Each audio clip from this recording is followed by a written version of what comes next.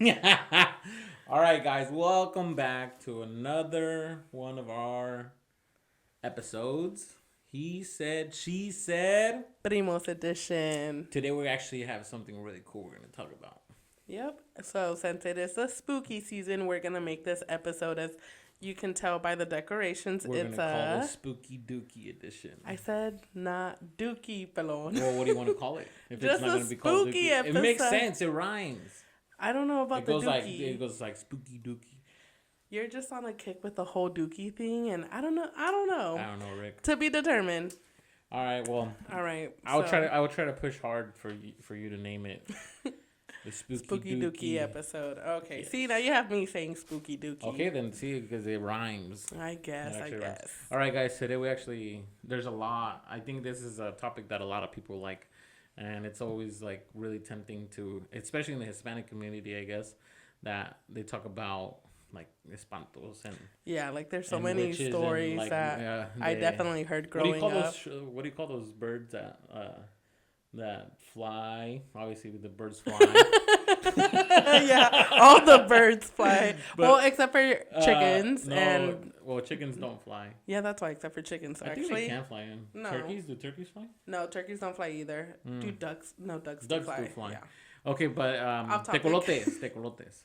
The owl, they're basically owls, right? Yeah. So basically, in the Hispanic community, like they're considered a bad. Would you know that in a lot of other I don't know if it's cultures, but like I've heard from other people that owls are good luck for them, but it's like for us it's bad luck. It's kind of bad. They're like, ooh, ya está cantando el tecolote, like somebody's gonna die, like it's gonna happen.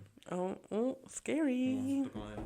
But yeah, so like in the Hispanic community, that's a thing actually. Like they're like, oh, que quién se murió, es que le cantó el tecolote, ya tenía días el tecolote. Like, girl, you don't even really know that it's like, if it is or not, like if it has anything to do. Well, anyways, so today in the Halloween season, as you can see, our decorations. Mrs. Lily over here. Thanks. Kind of pulled it. She pulled I wanted it to be part of the season. Sorry if you guys hear the tablecloth a lot. I really wanted to make it part of the theme, but it's plastic. And then she brought me a little basket here full I of brought candy. goodies for Pelon. Get diabetes off of this. I told him that he cannot snack while we are recording, so that's why we are keeping the basket over here. Yeah. Because if not, we would be hearing him chew throughout this whole episode. I do like those Reese's cups. Okay, all right. So for this episode, I think that we were talking about starting it off with something that we both can relate to a lot. Do we want to say? Yeah. So actually, growing up, we lived in this house. I don't think you lived there. I didn't live in it. My dad lived in it. Yeah. And my dad lived there, and I kind of grew up in the house. And my aunt, I think, if you guys remember, what was it, episode 1? I think so. Like our very first episode, we actually talked about this, that we had a house where we all kind of lived, where we were actually moving out while she was moving in, kind of thing. And I spent like majority, if not all of my like childhood, even like through my teenage years, I would spend it at that house. Mm-hmm. All my summers I spent there. Which I actually grew up in there, so I have more stories. Mm-hmm. Well, so we're gonna call it La Casa de la Tía Cena. La Casa de la Tía Cena. And I think she might not get mad actually if we use her name. I think she might. Ojalá que no, tía, si mira esto. She would be like, ay, dijeron mi nombre. Que no se confunda La Casa de la Tía Cena con La Casa de la Tía Aurelia. Have you driven by the house lately? I have actually, not too long ago, like maybe a couple weeks ago. What changes did you see? It's still, I look at the house and honestly, I still get a little creeped out. So actually the house, they used to have a bunch of fruit trees.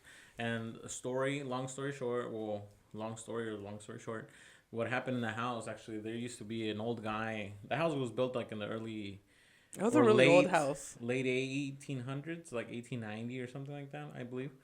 And the house, the owner, before my dad and her dad, or whoever initially pioneered to that house.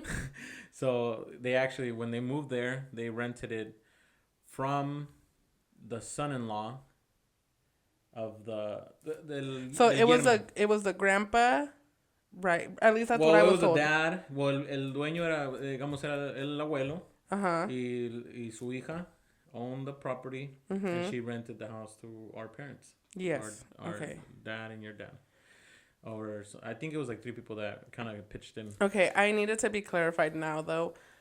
Did he or did he not, the original dueño, did he die in that house? Because growing up, I was told he died in the kitchen. Yeah, he died in the kitchen. So, well, you kind of spoiled it. So, the house was built like in the 1800s, 1890 or something like that. The guy actually passed away like in, I think it was like, might have been like in 1980-ish, right. 80s, and like in the 80s. So, the story was that they actually found his body in the kitchen, dead. Even talking about it now, I'm getting scared again. In the kitchen, where you would pass by. Okay, like real quick. So as a kid, what is it? My cobweb. It's all your webs everywhere. My webs are everywhere. Sorry, guys. So as a kid, I'm telling you, like this is why I believe the story of him dying, because whenever we would have to walk through the kitchen or me by myself alone, especially like if it was like the weekends when our tia was selling the food. Mm-hmm. That everything on the inside would be dark. Think we told anybody about this, but my tia used to sell food at the house along with my mom. So that's why we would be there like all the time. It was a house. It was it was just where we would go. It was a kickback house. Like that was like you could come there at any time and the doors were always open. Yes, so I just would remember that I would walk through that kitchen. It was pitch black. Like the only lights. It was probably pitch black because the lights were on. But I'm saying just like the vibe. The vibe was scary. I was scared, and I know at least for the people that know me in my personal life. Everybody knows that I'm a scaredy cat. I am truly terrified of everything. I do not watch scary movies.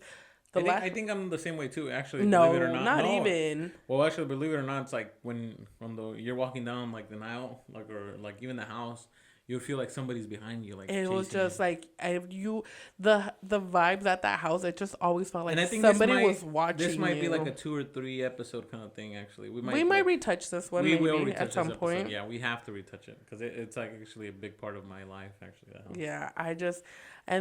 Yeah, like I said, just walking through the kitchen, because it would be so it was the living room. Then it was like the dining room, and then it was just like you go walk in. It takes you into another room, which was the kitchen, and then you have to go past the kitchen to then get to the hallways for the like rooms. An L-shaped house, so you would walk in like let's say at the end of the L, straight to the living room, and then you would have to walk through the comedor. Dining room, and then there was a small door because back then obviously they had no open floor plan. So you would just walk in. And then you would go into la cocina. Mm-hmm. And then it was you keep walking straight all the way back. Because in the rooms. Yeah. So that house actually was a 2-bedroom house, 1 bath, and they converted it to like a 5-bedroom. Yeah, because everybody was there. So anyway, well, actually living rooms were occupied too. But so anyways, yes, that the owner did die in the house. Okay, well. His body was found. Great to know that later, I was not imagining things. His body was just laying there. Why are you going? The and this is why I was terrified of always going there. A dog. So the dog, they found the owner with the dog. Dead? Dog, yeah. No, the dog was alive. Okay, well at least the puppy was alive. Well, this was. I don't want to know if anything else was involved with the puppy. 44 years ago, so yeah, the puppy is dead now too. Well, okay, that I can accept. I guess that's fine. And then I just remember with the owner being dead. So I don't know if you remember that there was this big. No, don't go there yet. Not yet. Not yet. Too soon. You're going in the backyard. Yeah, I was going to the backyard. Yeah, no, not the backyard. I'm telling you guys, this house. It was just so much to this house. Yeah. So, anyways, yes, the owner did die. He died. Okay. We don't know if it was peacefully or. I don't want to. Probably peacefully. I hope so. So actually, the neighbor still lives there, Doña Maria. I don't know if you remember Doña Maria.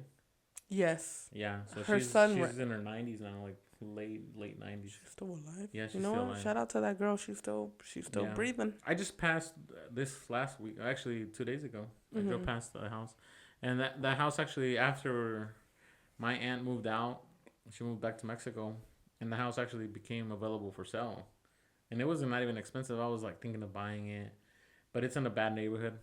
Yeah. So then my mom was like, and my dad were like, you got to think about it, blah, blah, blah. And I was like, But now I kind of regret not buying it because it has a lot of memories. And I think if the opportunity comes again, I probably would. You would take it? Probably, if I can. I did see that they took down, I don't know if you remember how there was that extra storage room on the outside, like on the left-hand side. There. Is it still there? Yeah. I swear that it looked like it was taken down. That thing used to be like a porch and My dad built it in because of his business and kind of stored his stuff there. Mm-hmm. But they took down all Yeah, the because trees. I remember seeing baby pictures that I have of like us or just of us as little kids, and how like it wasn't that room and it was all open. It was all open, and they basically closed it off with like siding and just kind of made it a storage. Side note: this house also had a basement. I don't think we mentioned that. Well, it was technically it wasn't a basement. It was a crawl space. Yeah, it was a crawl. So there space, was things that were found underneath there too. I didn't know. Oh, cool stuff. Yeah. Okay, because I didn't hear anything. I never heard anything scary. The guy, so the house had a lot of fruit trees. Mm-hmm. Like a lot of. I remember those peaches. Yeah, mandarinas. No, not peaches. It had mandarinas. It had nueces, pecans. I think is it pecans? No. Well, I say pecans. No, nueces. And then sound off below. Pecans or pecans? And then I also had what are those red ones called? I don't know. I don't know what they had they're persimos. Yeah. What do you call persimos in English? Persimmons? That could be totally wrong, guys. And it had like 2-3 trees, so it was huge on that. And then in the back, it had a cherry tree. It had a lemon tree. A lemon tree, yeah, yellow lemon tree. Different other fruit that I don't remember the name right now. But anyways, so back to the spooky dookie. Yeah. So, do you have any stories that you remember? Just like that you clearly do remember of that house? Or should I go for it? I mean, I think one of the main ones that I remember, I'm telling you, it was the one where can I talk about the backyard now? You can, I guess. Because that's like the main scary one that I have. Okay, go for it then. For me, it was just like, I remember that I was still a little kid, very gullible and just like naive, and I always fell for everything. You guys always would tell me these stories and I would believe it all. But I do remember that there was ones that I think at this point, like I was obviously a little bit older, I could remember these things now. And I had walked to the backyard. So Artia's house, the way that it was a backyard, but there was still a part that was like kind of like closed off, which is where Artia would sell like her food. She had her little business there.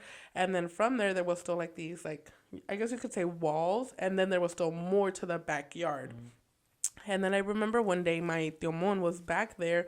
I think estaba quemando algo. I really don't remember. We used to do all our stuff in the house. It was like crazy too. Yeah. Like a lot of stuff. And I know my tío Mon was like, I don't know. He was just back in the backyard. And I had gone back there because we were all just playing around, whatever. And I see this like big, giant, like cement block on the floor, which was really weird because it was just like, it's all dirt back there except for that one little patch, which, guys, was the perfect shape for a coffin. Like, it was just a perfect size rectangle that I was just like, oh, what's down there? Mm-hmm. And I don't know if it was my tío Mon, so I don't want to put it on him. I don't know who it was that told me. But when I finally started asking about that rectangle back there, guess what everybody told me? That's where the old man was buried. And yeah. So actually, back in the days, like, I'm thinking that the owner died. Mm-hmm. Like I said, in the 80s. But I don't think they would. No, I don't think he's down there. Yeah, because what happens is that back in those days, people could be buried in their house. I really don't want to think him being back there. After we finish recording, we'll look this up. Okay, well, it's actually a thing. Like, people back then would. No, I know that they'd be buried in their property, but I mean, the cemetery wasn't. Interrupting me, girl. You keep over talking to me. Because you know what? Now it's my turn, guys. Because the cemetery wasn't that far from there, yes, but it doesn't mean that. Like I'm telling you, people would just get buried in their house. See, this is what I'm telling you. I never had anything that I could specifically say, like, I saw this. But it was always just a feeling that I had in the house that it was like, that house was haunted. I have a really clear story of what happened when I was young. Because obviously I was little and I was scared to sleep by myself. I have a ton of stories, guys, but we'll start with this one. So I was maybe roughly about 4 years old, and I used to sleep with my parents. So the way it was set up, it was a bed. So this was the middle room, the one. The little baby would sleep with his parents? Girl, there was like 15 people living in the house. There was nowhere else to sleep. So anyways, my parents had the middle room in between, the hallway and the living room where mother would sleep. So then one day we were basically asleep because we sleep. And then the bed was like here. And then I remember my dad was sleeping close to the side of the wall, Mm-hmm. and then my mom was sleeping towards the end of the bed because the rooms are small, so the bed was pushed to the corner. Mm-hmm. So Wait, hold on. Were you in the room that our cousin slept in, or Yeah. Tia slept in? No, Okay, no. in the bigger one. Well, we slept in all the rooms of the houses later, But at this one, it was in at the. this point, it was there. Okay. So then, basically, we were sleeping right. It was late. Mm-hmm. I don't remember what time I was. Like I said, I was like 4 years old. So my dad's on the right side, close to the wall. My mom's on the left side, and then I'm on the ground. Because it's a Mexican thing, or I don't know if it's like all these kids do the same thing, but they say you sleep in el piso, you know, te duermes en el piso para los pies, and you know, on the bottom of the bed. So, anyways, I'm sleeping there like I should, and I don't know where I just feel like something stepped on my chest, like in my stomach. Nope.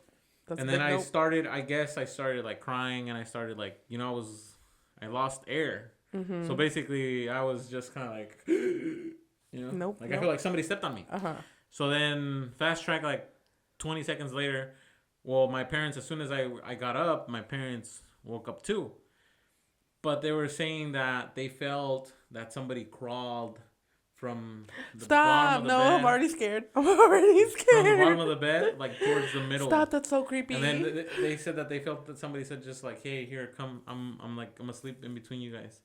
So whoever it was or whatever it was kind of just went in between both of them. Stop. I'm serious. And then when they woke up, I'm gonna need my tía Whatever- to confirm. Tía No, Ramiro, tía Ana, I'm si es telling cierto, si es cierto This esto, is- this pongan is un comentario. this is legit, and they're aware of it.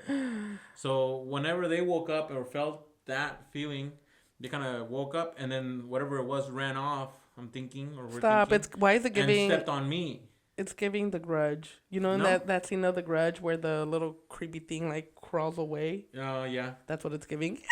So it's a true story. So that's so it happened there, and it was pretty. Yeah, I remember. One thing that I do remember, scary as F. I don't think I can say the F-U-C-K. You'll get canceled. I'll get canceled. Yeah, no, that's a big no for me. I am so thankful that I never experienced that. The only thing that I can remember, this was once I was a little bit older, also in that same room, but we were in the, it was me, Carla, and Alma, and I'm pretty sure I remember this correctly, that there was one time that like we heard como si fueran estaban jalando cadenas afuera. So there's actually multiple stories on that. Like On that, a right? lot of people can relate to that. Yeah, and actually there was another cousin of mine. So another story where I kind of bring back, and so we're actually sleeping in the same room still, and a cousin of mine that's already in Mexico, he was sleeping in la sala. Memo. Oh, So he was sleeping in la sala because, like I said, we lived like a bunch of people in the house, so it was pretty crazy. Like it was packed. But when that kind of happened, my dad was in the same room that I got stepped on, and they said that they kind of heard como que iban jalando los botes. So they were like, oh shoot, you know, like se están robando los botes, because like, you know, back then, like even to this day we still collect the cans. bro. Yeah, go sell that thing. Get you some lunch money. And then so they were like dragging those botes out. So he heard it and my dad heard it. So then they rushed out to go see who was stealing the botes, because it was a bad neighborhood, you know. And it's like we lived on a boulevard, so it was like the street was really packed, and there was always something happening in that house. Like there was something going on. So they come out and nobody's there, but they both heard it.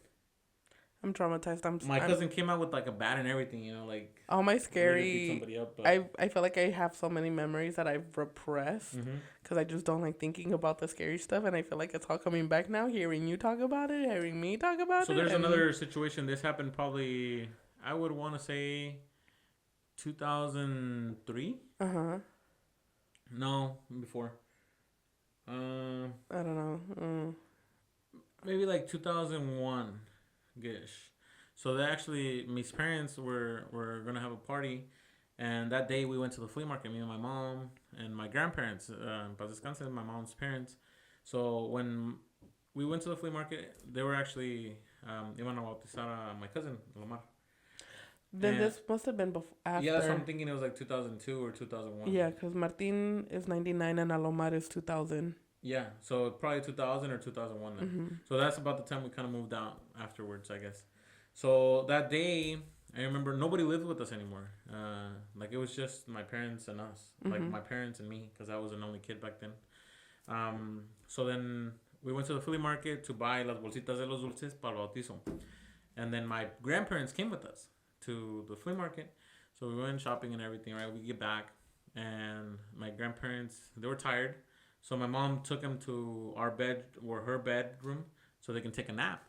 So then she's like, yeah, se dormieron and they were there. So then me and my mom are in the living room doing the goodie bags. And then I remember, and she remembers, and we both clearly remember. And if you ask her, like somebody digging through la bolsa, because you know how Mexicans are, like we always have un cajón de bolsas where like you get those grocery bags and you like just stuff it in there. Back then you used to have a lot because it's Era like para la basura. para la basura, para el bote de la basura, and then like people would be like taking some like extra ones and just putting them in their bags. So my grandma actually used to do that. I used to do that. Cuando vendía tamales, she was like just take a whole bunch of big stack of bolsas. So anyways, we're doing the goodie bags, and you can hear like somebody like opening the cajon and just kind of like just going through the bags. So then my mom thinks it's like my grandma or my grandpa, that they need something or they're looking for something. So she gets up and like she goes to help them. Yeah. And nobody's there. Nobody's there. And then she goes and checks on them and they're both sleeping.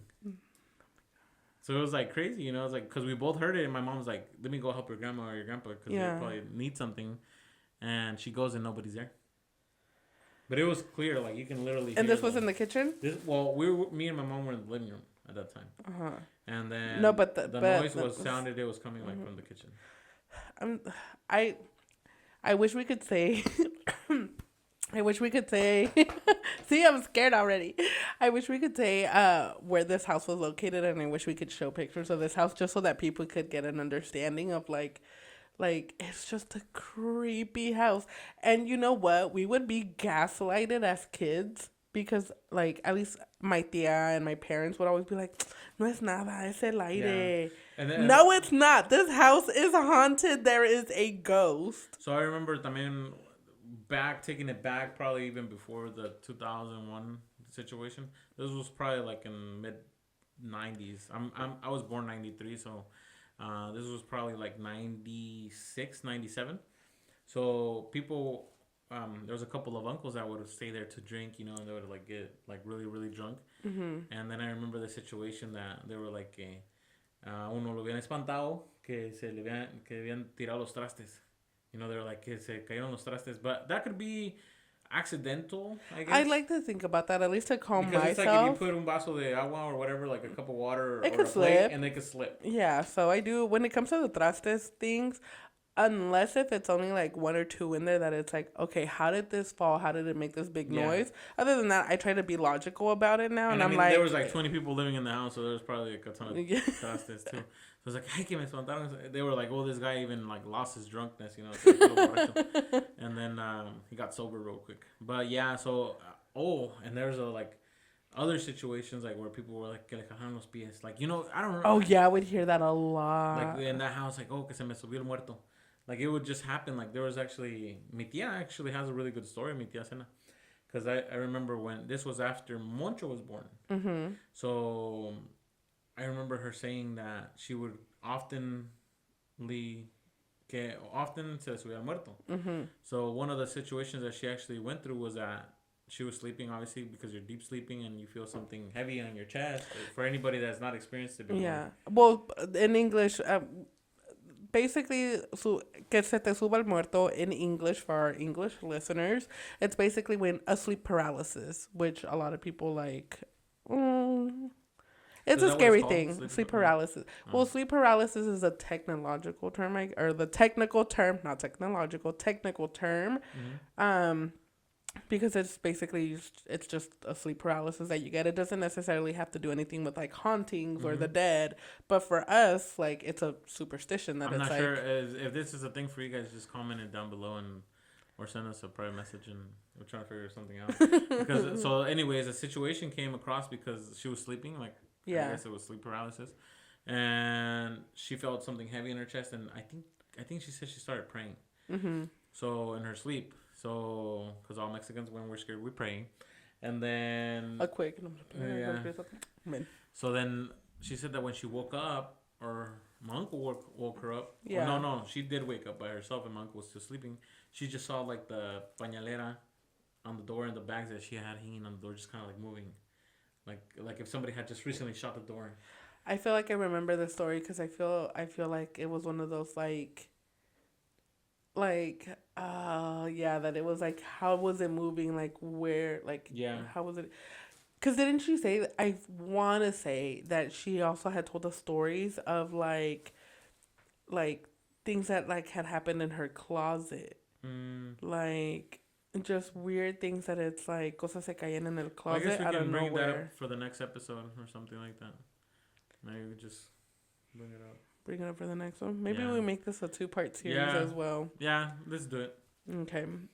All right. Well, that was a little bit of the scary stories that we had. Just a tiny bit. There's tons. Yeah, there's so many. So if you guys like this kind of stuff, like let us know, and we'll definitely come back and retouch the theme, because in Mexico, like it's crazy. Yeah, we still need to get to Mexico. Maybe Mexico scariness. Yeah. Maybe the next one we talk about Mexico scary. Yeah, and then just kind of alternately like kind of jump back into the topic. Yeah. Later as we go. Because, dude, at least right there in our own callejon. Which, how would you say, alley? Girl, you're already getting there. Let me just say this one real quick. Just in our own alley in Mexico. You're giving them the tea. Scary. If y'all know about La Llorona. Okay, well, we'll leave that for the next one. Anyways. My dad actually has a really good story. See, we all got good stories from Mexico. All right, guys. So I think that's today. That's good. That's it for today, actually. That's it for today. For my tongue. I'm today that I'm a first... What do you call it? I learned Spanish first, so my tongue sometimes has some issues with the speaking. Mm-hmm. Apologize for that. So that'll be for good. All right, guys. Well, thank you for tuning in. Remember to Thanks for followers. Yes, remember to like and subscribe. Comment down below any scary stories that you guys might have. So you guys can help the algorithm. What is that called? The Algorithm. Remember to follow us on Instagram, YouTube, TikTok. I think that's all our social medias. And yeah. I should make my profile public. Which one? My Instagram. I think you should. So the followers can follow up. There's a lot of scammers on that. All right, guys. Well, that'll be all for today. Good night, good day, good afternoon, wherever you guys are at. Happy Halloween. Happy Halloween. All right, guys. Bye.